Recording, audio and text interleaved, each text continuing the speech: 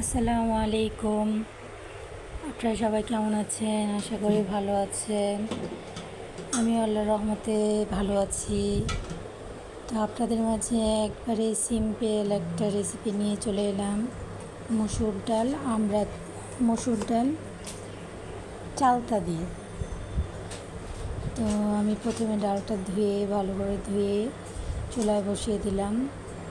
তো এখন বলক চলে এসেছে, আমি দিয়ে দিলাম লবণ।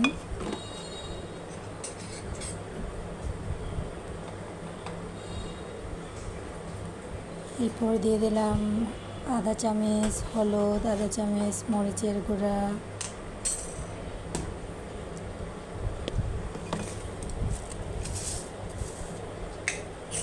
একবার ট্রাই করে দেখবেন, চালতা দিয়ে ডালটা খুবই টেস্ট লাগে।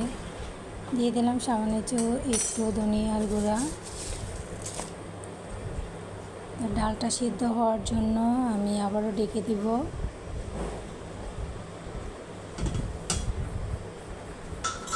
তো ডালটা আমার অনেকটাই সিদ্ধ হয়ে গেছে।